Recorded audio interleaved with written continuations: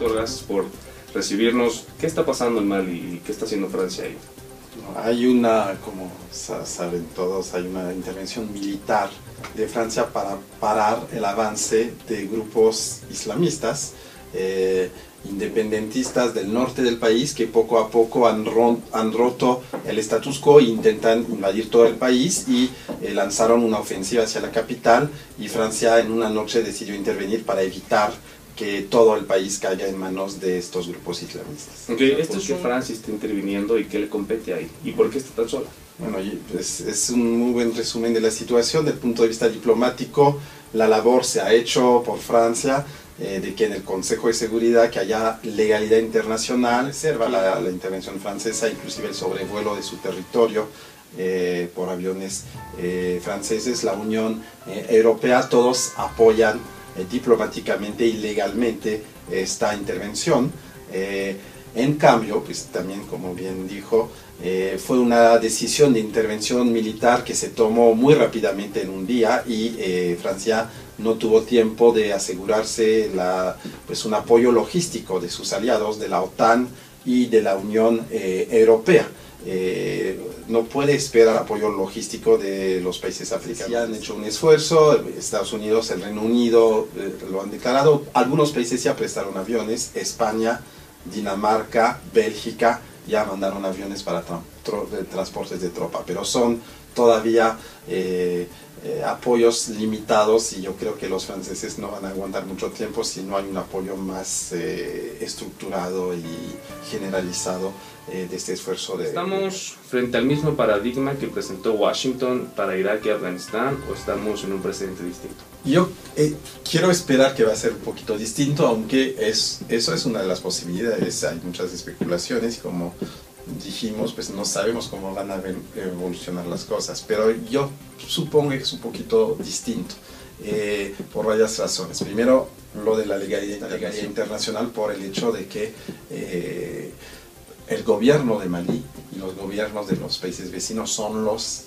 que pidieron a Francia una intervención. Claro, entonces eso hace una gran diferencia con lo que pasa en Afganistán, en Irak, en Libia, donde los gobiernos... También el hecho de que Francia conoce mucho mejor Malí que Estados Unidos conocen Afganistán y Irak. Bien mencionaste que Malí fue una colonia francesa. En realidad Francia lo inventó, claro, sus fronteras, su sistema político, etcétera. Todavía viven miles de franceses ahí, y la Constitución. También Malí es un país desértico, plano, con 15 millones de habitantes. Entonces uno puede esperar que, por lo menos desde el punto de vista militar, la operación sea más eficaz, y la apuesta de los franceses es que el problema no va a ser militar, que eso puede resolverse rápidamente, y el problema más bien es el político después, ¿no?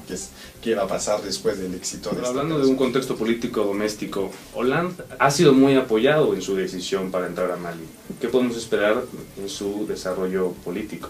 ¿Esto cómo va a afectar el resto de su gobierno? Es cierto que siempre es una reacción normal cuando hay una guerra en el exterior, pues hay una unión sagrada, y el 75% de los franceses, según los sondeos, más todos los partidos políticos, están detrás del presidente en este conflicto, y eso sí le sirve a Hollande políticamente, le da una estatura de jefe de Estado.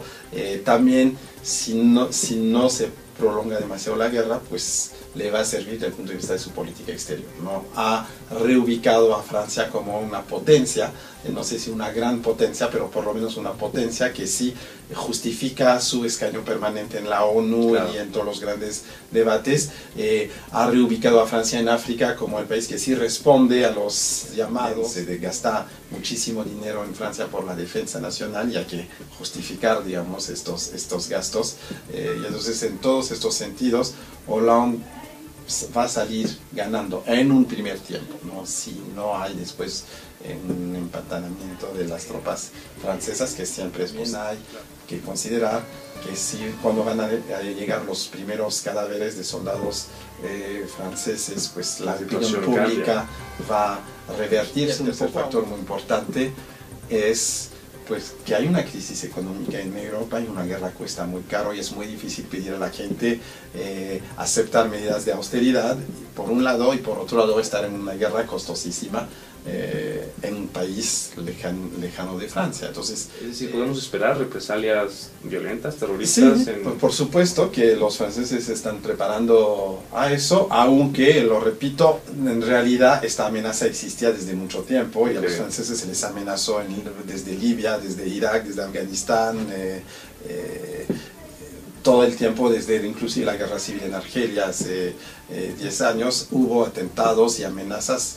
Ya hubo atentados el año pasado de terroristas islamistas que entraron en una escuela judía en el sur de Francia. O sea que con o sin la intervención, los terroristas islamistas están preparando atentados, y realmente objetivamente no sé si el peligro sea mayor ahora que antes, pero el costo político para el gobierno será mayor ahora, porque obviamente los terroristas van a achacar su acción a la acción militar necesaria. Sí, porque sí es cierto que los conflictos en África despiertan mucho menos interés que conflictos en otras partes del mundo. Se habla mucho más de Afganistán y de Irak, donde finalmente hay menos muertos. Plantea el problema de fondo de la intervención internacional, del deber de proteger o de la responsabilidad de proteger, que es un debate de fondo importante, ¿no? Hasta qué punto se puede uno quedar los brazos cruzados sabiendo de que hay países donde